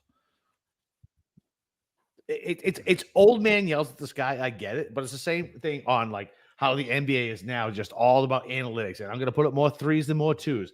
And baseball has fucking exit velocity and fucking swing path, and they don't give a shit about a strikeout. They care about a home run or an out. It doesn't matter. They all equal the same. Football, same thing. Like it's just analytics just destroy sports. And TrackMan is destroying golf. So when you go to a place that has some weather, has some stuff where guys actually have to think around the golf course and shape shots, that's what I want to see. Oh God, that's what I want to see. And you know what sucks? I hate JT, but yesterday JT was like shaping some shots and doing some things, and I was like, that's like a golfer. Do you know what I mean? Like that's a golfer. Like he's thinking about his shots. He's doing what he wants. He's not worrying about his spin rate, and every shot looks the fucking same, and he doesn't know how to change it up if he's in a bad spot. He just mentally breaks down, talks to his fucking caddy for 20 minutes, and gets upset because I don't know, a camera clicked behind him or whatever. I don't know, just makes me upset. Well, that's when when JT was like really rolling, like it's stuff like that. It just seems really easy, automatic, just shaping shots, just looks comfortable out there. Instead of just, trying to play golf, playing golf swing. Yeah. That's basically what he's doing. Right. All right. So Shane Lowry coming in, iron play was starting to heat up ahead of the Open, started to have some really good putting performances, and then finally won. So continuing the theme, good iron play coming in, putter starting to heat up. Lowry How about was special. That was a pretty good one because everybody wanted to crown Rory. Yeah, at the Northern Ireland one, and Shane Lowry. That's what I was. Right. That's what I was. Let's talk about our boy Frank. Yes, let's talk about our boy Frankie Molinari, arguably the greatest player on the planet in 2018. Just started, just crushing. I know, RIP. Iron play, phenomenal, but Frankie Molinari, who can't putt, starts to finally putt. Wait, time out. So they were talking about today on PGA Radio, and they were like, man, can you believe it's been 6 years since Francisco Molinari won? And I was like, yeah, I can. Have you watched golf? Yeah. Because I have, Mr. PGA announcer. It's been 6 years. Unfortunately, in a vacuum, this T5 looks really good for Molinari at the Masters next year, but we all know. Actually look like. We all know that's not great. Soul's still there. Soul's still there. God, he was playing so good too. Coming in, one API, third in match play. I would have won so much, Steve. I would have won so much money on DraftKings and an outright bet. Like this is when I was like first into it. Like this, like 2018, 2019 is when I was dabbling, and I didn't know any better. And I was like football betting and double football betting shit, just whatever. Yeah. I would have won so much money. And the fact that we walked by ourselves, by the way, we did the best thing ever. I don't care if anyone wants to listen. We did the best thing ever. We went to everybody walked, and we walked Amen Corner basically by ourselves. And it was amazing. And I still saw his soul right there, imprinted in the green. Hello. Bye-bye. You see the azaleas behind him through the ghost there, but just going, that's actually the move. If anybody goes to Augusta, that is absolutely the best move. Wait till everybody leaves, like because especially if you're there on a Thursday, who cares? Like, just wait till everybody leaves and walk it by yourself. Steve, I tell, internally grateful for that, brother. Internally, you know what I tell people that sometimes they're like, "Wait, you went to Augusta and you didn't want to watch guys play golf there?" I'm like, no, I want to actually see the golf course, man. Yeah, I'm probably not gonna be there again. So I want to get up real close to the holes and just see it and just not have anybody there. Like I'll never forget too. Like we were walking in the middle of 5 fairway, and you turn around, and you just say, "This hole is so fucking long." And you can't get that experience if just everybody's around. You can't just stop in the middle of the hole and just kind of look around like we did. Jesus. So, and talking to the old lady who was like giving us the breakdown, like just little stuff like that. Seriously, if anybody, any golf course, I guess, man, like seriously, like any golf course, like that's doing a tournament in your area and you don't know the ins and outs of it, just go take a walk by yourself, man. Check out the holes. It's nice. Yeah. All right. So back to this. Jordan Spieth in 2017. Boom. That was another fun one. I bet him, I think 16-1 and bet like some other guy. But that was a fun one because I thought he was dead after he hit it onto the driving range behind the Titleist truck. Yeah. And then he stole Matt Kuchar's soul. Talk about another guy who, which is fine. I hate Matt. Yeah, that was bad. Kuchar, so that's fine. Yeah. He went like birdie, eagle, birdie, I think, the next 3 holes to beat him. But anyways, Spieth's iron play started really heating up around Colonial, started putting together some really solid putting performances, and then put it all together at the Open. Again, trending iron play, trending putter. Henrik Stenson. So, unfortunately, he started to play some Euro Tour events that don't have any stats behind it. But, great iron player. Great iron player. I know around this time they were talking about how good his putting was starting to get. So this is 0, but I know that the iron play was trending up and he was starting to putt a lot better. Yeah. Yeah. So, 1 BMW, 13th at the Scottish the week before, but they were saying what a run. Fucking better, win. What is the Nordea Masters? What the fuck is that thing? That's the Swedish it's like a Swedish tournament. So yeah, we can go second, third, we qualify for that, possibly. Maybe. So, all right, but then it culminates with the win. So his putter's starting to get a little hot, iron play, and then finally Zach Johnson. I know you don't really want to talk about him. No, I don't want to talk about Zach Johnson. No, we're not doing it. We're not giving any time to Zach Johnson. Nope, just move on. Seriously, fuck that guy. The worst Ryder Cup captain in U.S. history. The worst, and he's an asshole to fans. Like he thinks he sucks, dude. The fact that he's a 2-time major winner makes me want to just discard anything that matters in golf. That's how bad it is. Okay. All right. Well, let me talk about his last major that he won. Why? So what people forget was ZJ was not putting very well. ZJ was not putting well. But around Byron Nelson, he started to find something. And that culminated with a win. And his iron play was pretty good all season.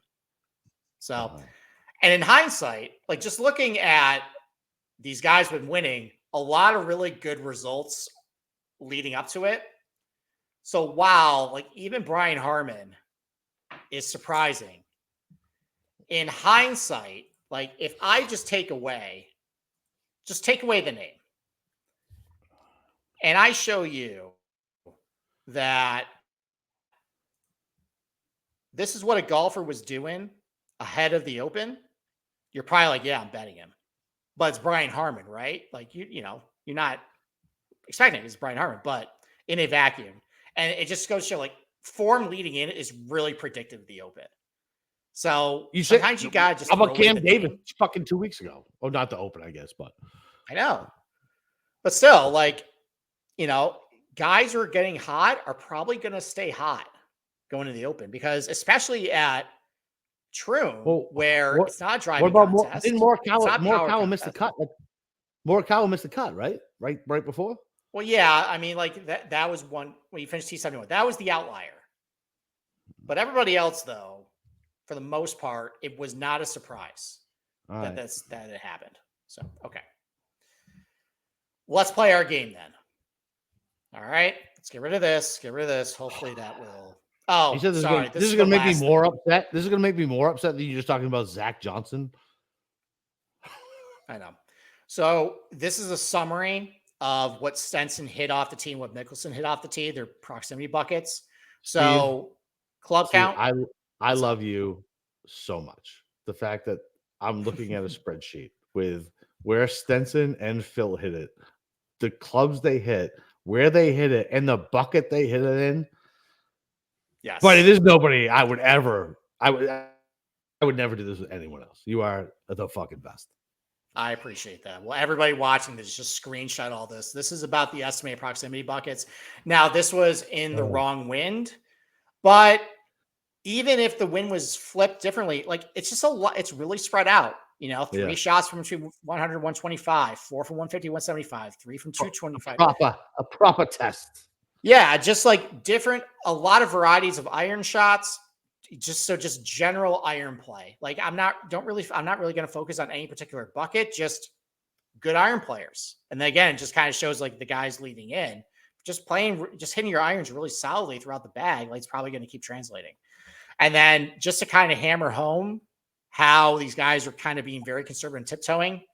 So, so only 2 drivers and 5 3-woods for sense. And consider these 3-woods basically drivers though. Right. But still, 7 driver and 3-wood, 7 for Phil, and then take away the par 3s, 7 irons. Now it just, it's a question now of it's 2024. If you get a different wind, will guys be a little more aggressive? I still think though, this conservative, approach to being off the tee, staying safe, not getting in that rough, not hitting some of those pop bunkers, because there are a lot of, relatively shorter approach shots than you would see at like, different major venues where power just lends advantage. And the front 9 and the front 6 and the back 6, it's not like if you hit driver, like, oh, you can only carry this bunker, or, oh, like it's a really difficult to hit fairway. You might as well just hit it as far as you can. It's just right out in front of you. So just keep the ball right out in front of you. And sometimes taking iron is a little better. So I still think conservative play probably off the tee is going to work. The problem is though, you don't really know who's going to do what. So I'm just not going to look at off the tee stuff. This is where armchair psychologists get you in trouble. Yes. Yeah. But I'm just not like, I don't really know what Bryson's going to do. I don't really know what Russell Henley's going to do. Maybe Russell Henley, because he's so accurate, can hit driver more. I don't know. So what's Bryson done last time? He hasn't done much. Well, Bryson never played here. No. Last Opens. The only Open he's been good at was St. Andrews, because that was very driver wide heavy. Open. Yeah. Wide open, driver heavy. The other Opens he has not been very good. Which is insane because Cam Smith won it. And he's awful off the box. Well, Cam Smith also hit 1 billion putts. And, took some help from Rory to win it. Oh, bullshit. Cam took that. Don't you fucking do that. All right. Why don't we play the game, shall we? Let's go. Let's play the game. All right. So I put together all right, so hold on. Before we do this, we have to bet these guys at this point because they've all hit. Well, so we'll talk about that at the end. All right. Okay. Oh, because you left what's his nuts off any hit. No, it's not that. Well, you'll see. All right. So the problem with doing the trends, what I've been doing for the last couple, is like, PGAs and US Opens, mostly PGA Tour winners. So you have mostly a lot of stats with that stuff. Unfortunately, once you start going past like Rory, because Rory only played half a season, so there's no stats there. Ernie Els didn't have stats. Louis didn't have stats. Darren Clark had nothing. So it's a little shorter sample size, but I got 11 years now because most of the Euro Tour guys, now they're playing the PGA Tour. It's enough. So 11 out of 11. Every winner since 2015 has made the cut in their last start. Now, you got to live in there. You got signature events. We actually finally had a PGA Tour event with a cut, so that helped. You had some guys that haven't played since the Travelers. I am going to take them and say if you didn't finish in the top half of that field, you basically missed the cut. And if you weren't in the top half of the live field, you missed the cut. The problem is we are doing this on Friday. Yeah. And there's a live event going on. All right. So whatever, though. But we'll still go with it. Okay? Yeah, Tom Hoagie, you're out. Denny McCarthy, you're out. Who, by the way, could putt his way to an Open. Of course they're out. Billy Horschel's out. Stink. Keegan's out. Stink. Keegan stinks? Okay. He stinks right now. Yeah. Christian Bazane, who withdrew today. He's out. I know the Keegan guy. You guys act like I like he has no faults. Like it just stinks. And he got shafted last year, and he did. And I'm not fucking wrong. And it was a great makeup call. And now he's the captain. And now we're gonna win. It'll be great. There you go. Russell Henley's out. My God, look at this list of losers. What is happening? Ben On's out. Well, these are guys who miss cuts. Well, that's the thing. I want to do a wide pool because the Open is probably the most wide open of all of them. So I'm trying to. There's like 55 guys on this list, so we're trying to. Oh my Lord! All right. Well, I'll stop stopping you then. Go ahead. Keep going. Just run through the 55 then. Mathieu Pavon, your boy. My guy. He's terrible this week. He's out. Sepp Straka missed the cut. He's out. Where's Spieth? Spieth missed the cut. Well, this is value based on DK prices, so it gets progressively better, guys, as we go. So just be patient. DJ, who's not a real golfer anymore, he's out. Never again. No, we're good. No.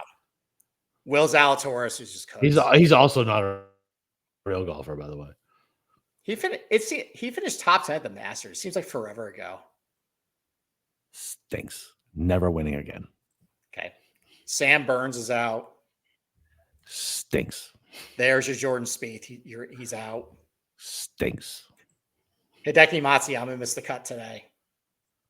Love Hideki. Okay. And Brooks, who is not love Brooks. Right now. I do too. He's not playing good golf right now. It sucks because Jordan, Sam Burns, and fucking Will Zalatoris, most overrated fucking assholes. Like unbelievable. None of these.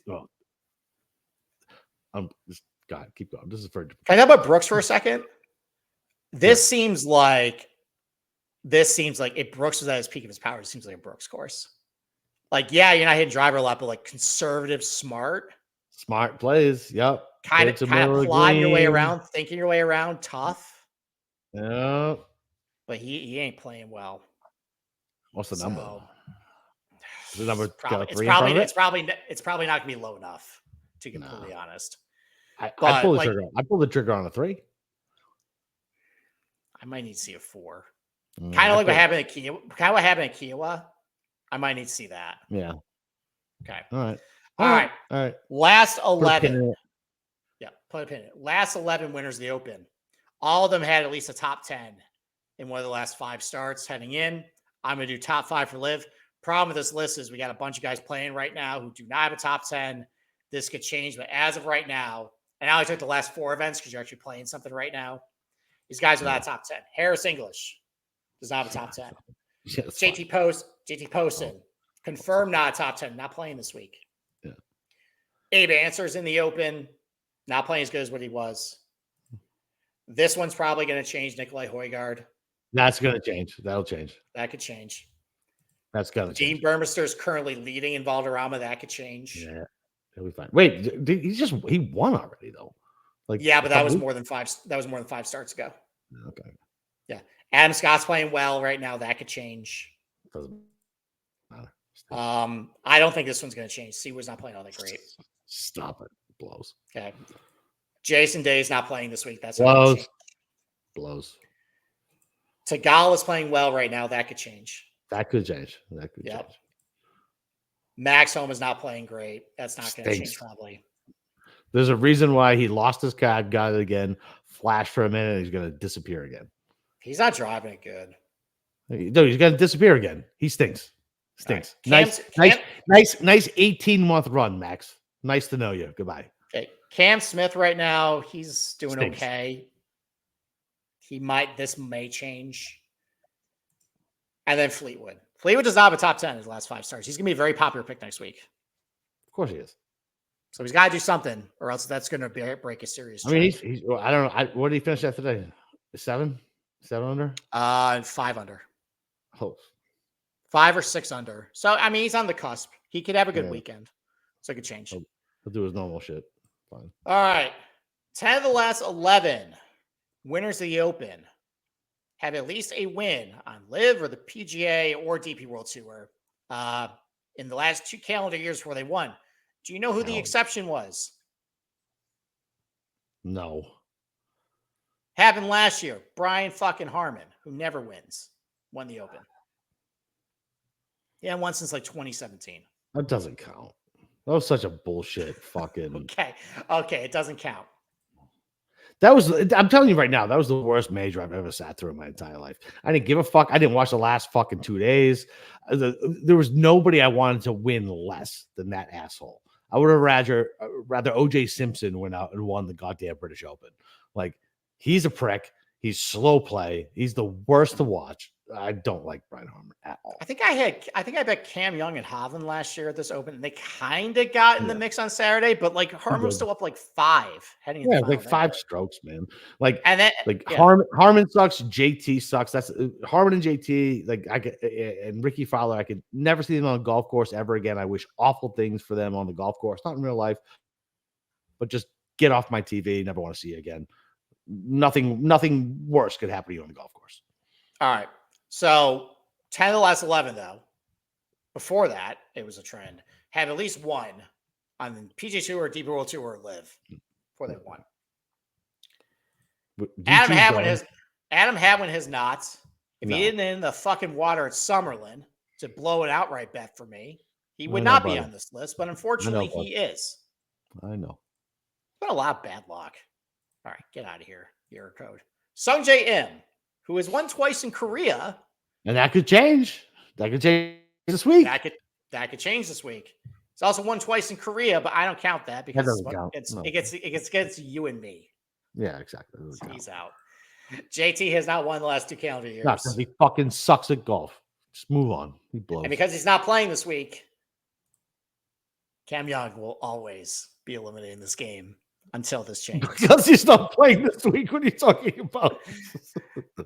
He's not playing. Yeah, so he can't. He hasn't won, so he's always getting eliminated. Yeah. And he will always, when we do this game, be eliminated unless he gets a win. Because he's never going to win a PGA event. Yeah, so he'll always get eliminated in this game.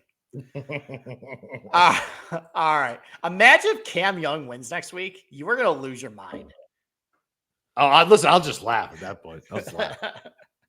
That's probably going to be really bad financially for our producer, who's probably going to double and triple and quadruple down every single day against Cam. Yeah, it's not going to be good. All right. 10 of the last 11 winners of the Open did not have a top 15 finish in a major in the last 12 months. All right. Louis, because he hasn't played majors. Right. He's out. Ryan Fox does not have a top 15. He's out. Akshay, who finished T16 last U.S. Open, playing good golf, though. If there's wind, he's gone. Like, literally gone. He'll be in the ocean. I know, but like, that's true. But like, maybe I'll just show you after the show. But like, you pull up his data golf page and like you think about like the progression of like before they won. I mean, what he's been doing is kind of fits. Yeah. Like, top. I could get to an Akshay. Top 10 at Travelers, second at Rocket Mortgage, putting pretty well. Iron play is progressing. Now, he didn't play this week, and this is going to be his first Open, but it was Colin's first Open. Listen, I can get behind Badia. That's fine. I like him. He's a good kid. But he's out. He's out for this game. Minwoo Lee is out for this game. Joaquin Neiman, who I'm done. I'm done with this kid. He's out. Wyndham Clark is out because apparently the U.S. Open was the only major he'll ever be good in. He's out. And Matt Fitzpatrick, who surprisingly does not have a good Open Championship record. Like, it's actually pretty bad. I don't think he has a single top 20 in an Open. So, yeah. He's played a lot of them. That's wild. Yeah. For whatever reason, not very good in Open Championship. I mean, it makes me happy, but it's wild. Yeah. All right. This is called the Brian Kirshner Special. Oh, my Lord. And unfortunately, Brian Harman broke this streak again because going back the last 11 years, every Open Championship winner finished T30 or worse in the Open before that. Okay. So this trend makes absolutely no sense. Why'd you include it? Because it's a strong trend, and this is an entertainment product in a game. So let's spice it up and eliminate some big names, shall we? All right. The aforementioned Brian Harman is not going to go back to back. No shot.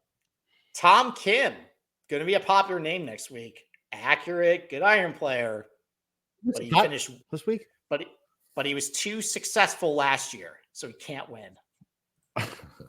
Terrell Hatton was too successful last year.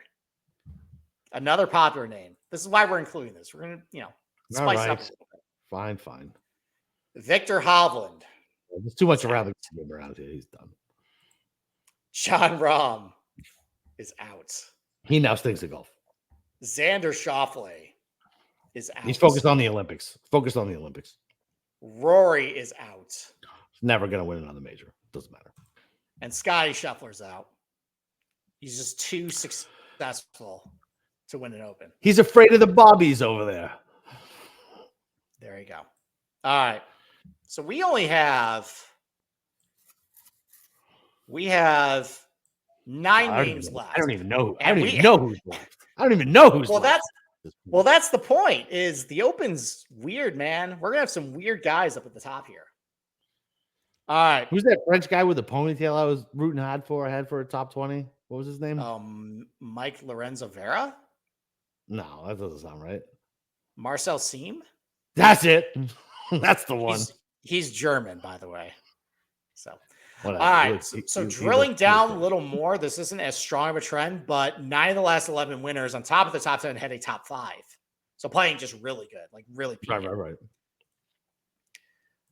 Corey Connors, who could change this week, and kind of fits the Stenson mold of really a ball striker starting to heat up a little bit with a putter. Do you forget what Corey Connors does on the weekends, sir? May I remind you that Brian Harmon won an Open championship? I know that's the counter to any name that you're going to go, no, he can't win. Is Brian Harmon won this tournament last year, sir? Anything is possible. Anything is possible. Anything is possible. Kevin Garnett. Shane Lowry, this is confirmed. Lowry hasn't won in fucking years. Why is he even? Why? That's not true. He won the BMW a couple of years ago, and he won the Zurich. That does not count. Neither of those count. The Zurich doesn't count. I never count the Zurich in anything. All right. 9 of the last 11 had at least a top 10. It's like the trends are getting weaker as we're getting to the top. 9/11, 9/11. Are you a terrorist, sir? 2 9/11 references in one screenshot? That's the point. Is it's a little shakier the less names we have. Like we're really starting to whittle down the list a little bit.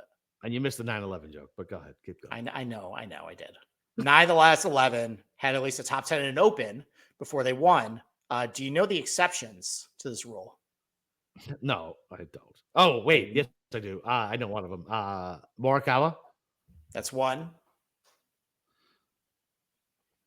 No prior top 10s prior to winning. Nah, that's all I got is Morikawa. Cam Smith. I won't stall the show. Cam Smith did not have a top 10 at Open before he won. How about that? In this list, Davis Thompson. Davis Thompson.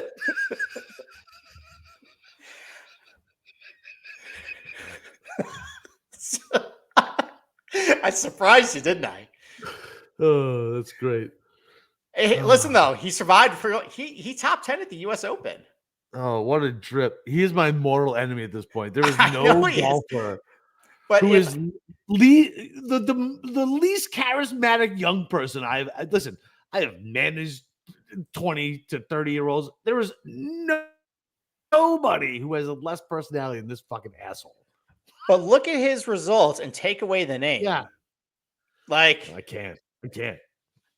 God, this would be if he stunk today. I know he stunk today, but I think if Davis Thompson wins the Open, I think that would trigger the golf gambling community to no end. Like this fucking kid. I think it would. I think it would. It would trigger me. I know it would. And Ludwig. Oh, he's 100% fucking. It doesn't count. He didn't play it in Open. I know. Well, neither of these guys have played in Opens, but that's the thing. But that's the thing. Here's the thing: Morikawa didn't play an Open. He won. Like Ludwig easily could do that. Yeah. So plus, playing for Stenson is, Idol, all that stuff. Oh, give me that narrative streak. Let's go. There you go. Back to back, Scottish, then the Open for home country. Love All it. right. Let's go. So we got 5 guys. I can't believe we almost went 2 hours. We have 5 guys. You can't believe that. I mean, usually you keep this to like at least 90, 180 minutes, 90 minutes. Yeah. All right, 9 of the last 11 missed the cut. Made the cut the last major they played. Poor Bobby Mack. It's finally out. Too much pressure in Scotland for him too. Yeah, it might be. So, I think he told Rory today that if he never wins the Scottish Open, he's going to be really pissed at Rory for stealing one from him last year. So. Oh yeah, he's never winning this. Yeah. Probably not. No. All right. So we're done with like results based and like history based. Now we're going to do current form. We got 4 guys left. Okay. I can't even tell you who we have left. We got Xander. Hold on. We got Xander left. Nope. Xander's eliminated. Where did Xander go? He went. He finished. He did too well at the Open last. All right. Fine. All right. So I gotta think. All right. The fuck do I have? Who do I have left? So 10 of the last 11 guys were inside the top 30 in strokes gained tee to green heading in. So with live guys, I'm going to say, all right, whether you're like the top 10 based on what I'm estimating. Bryson out. Patrick Cantlay's out. Well, Cantlay stinks. How wasn't he eliminated earlier than this? He didn't win that U.S. Open. He ain't winning shit. Because he top 10 of the U.S. Open. He's won within the last 2 years. He's trending. God damn it. Are we betting on Bryson to go back-to-back fucking majors? Is that what we're doing? Well, here's the thing. Are you outside the top 80 in strokes gained around the green? 10 of the last 11 winners of the Open Championship were inside the top 80. The lone exception, though, was Henrik Stenson, by the way. But I'm being really generous with Liv. Are you within the top 20 around the green? And Bryson still gets eliminated. Damn. Yeah. All right. But okay. So we have 2 names left. I got 2 left? Who the fuck we is have 2 left? names left. Who's left? 9 of the last 11 were inside the top 30 in strokes gained approach heading in. And I'm really surprised at this. But Callum Morikawa currently is outside the top 30 in strokes gained approach. Yeah, his irons have been shaky as fuck. Well, lately they've been pretty good. So this one maybe we want to asterisk, but for the purposes of the game, he's out. So two-time Open winner, fucking Colin Morikawa. Fuck out of here. So we have 1 guy. Do you know who the guy is? Is it Finau? It is Mr. Tony Finau. Let's go. Let's go. I told you I liked him earlier. So here's the case for Finau. He reminds me a lot of what Stenson's doing coming in. Contended the last major, top 5 at Travelers. The putter is starting to really heat up with him. Yep. The iron play is absolutely awesome. He's been really good at the Open. He's got a 3rd at Portrush and 8th at Carnoustie. He finished T18 here. Like, what did he do at Andrews? Was he top 20 at Andrews too? Nah, he didn't play all that great there. So, but I mean, he still has a good Open track record, which is good enough for me. When was the last time he played? However, and I'm about to get to this, there are other trends that still have been unfulfilled. Oh, no. Oh, my Did God. you play last week? The week before the Open? 9 of the last 11 did. And unfortunately, Mr. Tony Finau has not played in a goddamn month. I don't know where he's been. I can't believe I bet Finau 40-1 a couple weeks ago, knowing even he's going to show up to the Scottish. I'm not going to have to even worry about that. And this is the perfect golf course for him too. It's long. It's designed by Tom Doak. He's won on a Tom Doak before. He came 2nd there earlier and decided not to play the Scottish. What are you doing, dude? Like, is it that important to caddy for your kid in Utah? Yeah, it is. So he didn't play there. And also, by the way, 9 of the last 11 are in top 80 in 3-putt avoidance. And Mr. Tony Finau doesn't fit that either. Not that. No, definitely not. So everybody's eliminated. So here's what I did instead. Okay? Here's what I did. I took the ones because there were some ones that were 9 of 11, and I chopped those off and I reran the model. Right. This is who I came up with. Got Bryson. There are only 3 guys who made the cut in their last start or had like a top finish, have a top 10 in their last 5 starts, have a win in their last 2 calendar years, was worse than T30 at the Open last year, has a top 15 in a major over the last year, is top 30 in stroke gain tee to green, and top 80 in stroke gain around the green. There's only 3 guys. Colin Morikawa, Tony Finau, and Davis Thompson. Oh, fuck off. Morikawa's not winning two fucking opens. Okay. Now, if we're taking that full list, though, so of the trends, there have been 2 guys who have fulfilled all 13 categories. Okay. It was Zach Johnson and Phil Mickelson. There are, and no one's did all 13. There are another 6 that did 12. So the list of guys who are at 12 is Morikawa, Davis Thompson again, and Get Xander. out of here with that shit. Davis Thompson. Just stop saying Davis Thompson. Just stop it. And then there's 3 guys, and then Cam Smith was 10, Brian Harman was 9, Stenson was 9. So this is going to be a little bit of a weird one. Maybe the elimination game doesn't come through. This is the rest of the list. Guys with 11. Tony Finau, Scotty Scheffler, Bryson DeChambeau, Rory McIlroy, Ludwig. Joaquin Niemann has 10. And then guys with 9. Shane Lowry, Corey Connors, who could fulfill a couple more to go up the list a little bit. Tom Kim, Matt Fitzpatrick, Brian Harman again, Akshay, and Seawood. Okay. So basically, if you wanted to say Tony, Bryson, Akshay, I think is what I'm leaning so far. Okay. If you want to do at least 9 of these guys, that's 16 guys, and that's your pool. Colin, Davis Thompson, Xander, Finau. Stop saying Davis Thompson. Stop saying Davis Thompson. Stop it. Stop it. Stop it. Stop. Zip it. Zip. No more Davis Thompson. He's not winning the fucking goddamn British Open. He's not doing it. I mean, according to these trends, he is. He's not winning it. I hope not. That would be really bad for everybody. All right. That's your list. That's the game. It's very muddled because no one survived to the end. I really wish Finau just showed up this week. I didn't even care what he does. Like, that throws a monkey wrench at a lot of things. Like, I was so... You're all in on Morikawa, aren't you? You're going back to Morikawa next week. No, you know what? I know you are. You can tell me whatever you want right now. I know next week you're going to be on fucking Morikawa. I know it. I can see it. I still have a hang up on him in weird weather. Yeah, no, I agree. I still do. There's just something is just saying to me, like, is Bryson winning back-to-back majors? But like, we're going to take the driver out of Bryson's hand here. That's what I'm saying. So is Bryson winning back-to-back majors? I don't go that deep. I don't think so. Fucking Finau hasn't played in a month. Can't we ain't fucking winning?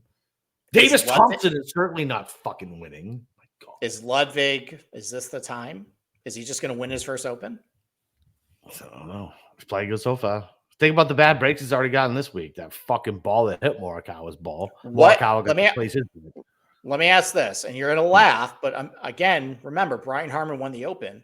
Yeah. What if Corey Connors has a hot putter? I mean, listen, I don't hate it. I'm a Corey Connors guy. I'm a Corey Connors guy. I have to look. I got to look at his numbers a little more. I poo-pooed it probably a little too fast. You know me. I bet him on the Masters top 20 every fucking year. He's got a T15, I think, at your fake Open, but he's got a T15 there. And it's not like Brian Harman did anything at an Open before he, Well, actually, that's not true. He topped 10 the year before, so I shouldn't say that. But they're having guys who without backdoor top 10. Yeah. What if Tom Kim gets hot this week? Did he make the cut? Yeah, made the cut. What, did he just make it on the number? He was only like 4 under, wasn't he? No, he eagled, I think 15. Oh, okay. And he's like 5 under. I don't know. It's gonna be interesting. I don't feel the only guy I felt good about was Finau, and then he didn't show up this week. And now I'm kind of Maybe back. we get a good number. Maybe we can get like a 50 on him. Oh, I don't. And maybe I already put down out of sight, out of mind. Do you know how these books post numbers? All right. Well, I put down money at a 40. I'm happy with that number. I wish I would have got 40. I want to join you on Finau because I was thinking about him anyway. Yeah. Our colleague Brian Kirshner also liked Finau too. And we were talking about that today, and that threw him not playing this week threw a giant monkey wrench into that. So we'll see. All right. I got nothing else. That was 2 hours. We just hit the 2 hour mark. Thank you to everybody who stuck with us and is listening to us. Yep. We hope that was entertaining. I hope that was not as glitchy as what my co-host said it was, because I thought it was pretty valuable information. It was great valuable information. I was like, you were glitchy. That's all. In case you need to click a button or something. I don't know how technology works. All right. Well, all right. So we'll be back on Tuesday. Yes, Tuesday with Kenny Kim. We'll have some more information. Hopefully get a little better with the weather. We'll get some fucking tea times. We'll be able to talk about some splits. And that's it, man. It's the Open. It's the last big one of the year. And then we go into the dog days of summer, baby. But let's cash it big one more time. And other than that, let's fucking talk to you guys on Tuesday. Later.